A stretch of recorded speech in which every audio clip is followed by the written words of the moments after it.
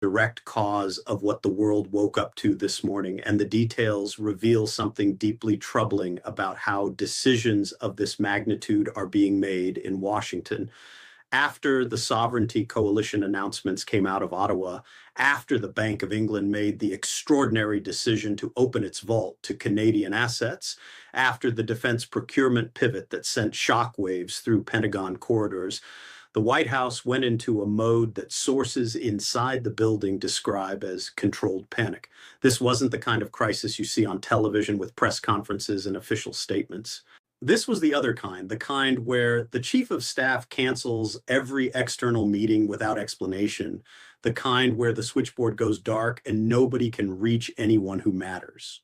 Multiple sources with direct knowledge of what happened inside the residence describe a president who spent most of yesterday afternoon not in the Oval Office, where the work of governance typically happens, but in his private quarters watching coverage on 3 screens simultaneously. He was tracking every network, every market update, watching the dollar fall in real time against every major currency on the planet. And according to people who were in that room with him, something changed in his demeanor. He went quiet, not calm.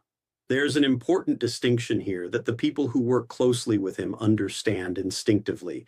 This wasn't the quiet of a leader thinking through options and weighing consequences. This was a different kind of quiet, the kind that staff members have learned to recognize as the precursor to decisions made from a place of wounded pride rather than strategic calculation. At approximately 2 in the afternoon Eastern Time, the National Security Advisor attempted what intelligence professionals would call a back-channel contact with Ottawa. This wasn't done through the ambassador, which would be the normal protocol. It wasn't done through the State Department, which would be the appropriate channel for communications of this sensitivity. Instead, it was done through a private intermediary, a former Canadian businessman with relationships that span both sides of the border, someone who could deliver a message without official fingerprints. The message that was delivered to Ottawa was this, and I want you to hear every word of it carefully, because it reveals everything about the mindset driving these decisions. The president was willing to discuss what was termed a de-escalation framework if and only if Canada would publicly acknowledge that the entire tariff dispute was nothing more than a misunderstanding. Let that sink in for a moment. The president was not offering to remove the tariffs that started this crisis. He was not offering to unfreeze the sovereign assets that had been seized from an allied nation. He was asking Canada to publicly humiliate itself in front of the entire world.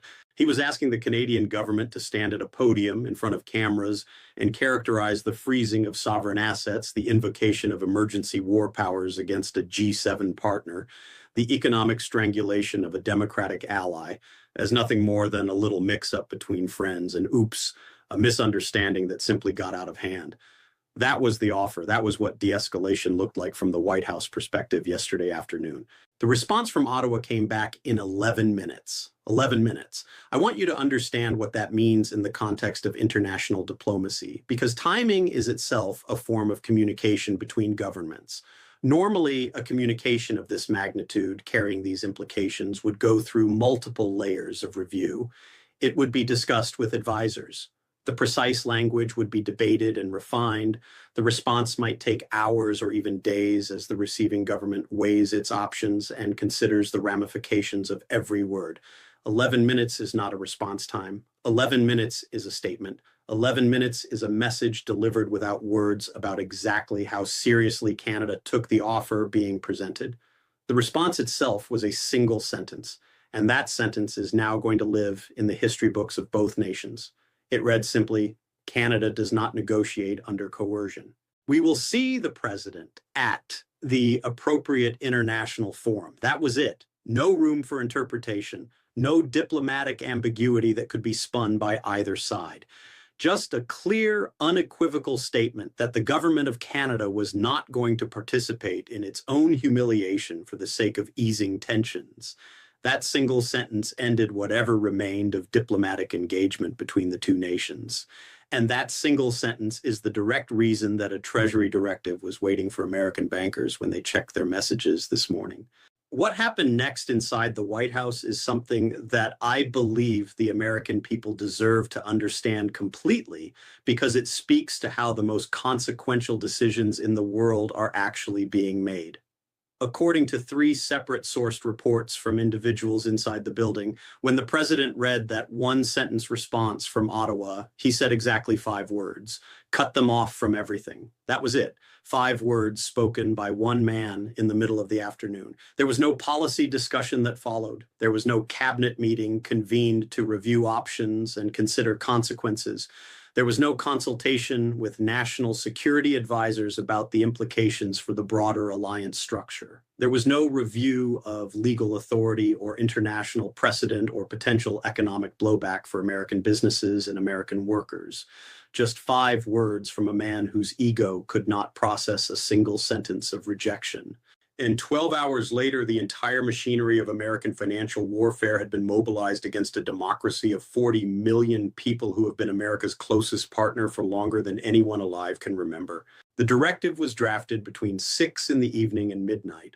We know this timeline with unusual precision because of something that happened in the early morning hours, something that itself represents a historic moment that is not receiving the attention it deserves. At approximately 1 in the morning Eastern Time, a senior Treasury official made a decision that will define their legacy regardless of whatever else they accomplish in their career. This was not a junior staffer with limited access to sensitive information. This was not some disgruntled intern looking to cause trouble on their way out the door. This was a senior official, someone who has spent their career building and protecting the credibility of the American financial system, someone who understands exactly what these tools are designed to do and what happens when they're misused. This official contacted a major international news organization directly. They provided the full text of the directive, every word of it.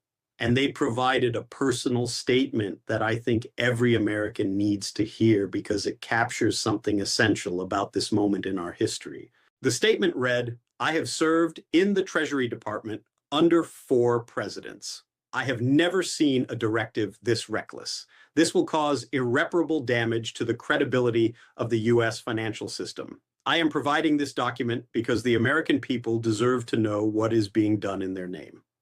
I want you to understand what that represents. That is a senior government official committing what amounts to career suicide in order to warn the public about what is happening inside their own government. That is someone who looked at this directive, read every word of it, understood every implication and every consequence, and decided that their oath to the country mattered more than their loyalty to any individual president. That is someone who understood that there are some decisions so dangerous, so reckless, so potentially catastrophic that silence becomes complicity. When the people inside the building are pulling fire alarms, the fire is real. And by the time the Asian markets opened for trading, the fire was already spreading across the global financial system in ways that no single person or institution could contain. The Nikkei in Tokyo dropped 3% in the first hour of trading. The Hang Seng in Hong Kong fell 4% as investors processed what they were reading in the overnight news. European markets followed the same trajectory when they opened. The FTSE in London, the DAX in Frankfurt, the CAC in Paris, all of them deep in negative territory before American traders had even finished their morning routines. But the real carnage, the numbers that should make every American deeply concerned about what is being done in their name, those numbers came from the American banking sector itself.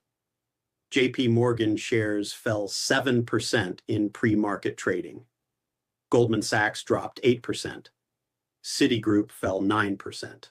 Bank of America, one of the largest financial institutions in the world, lost 11% of its value in a single pre-market session.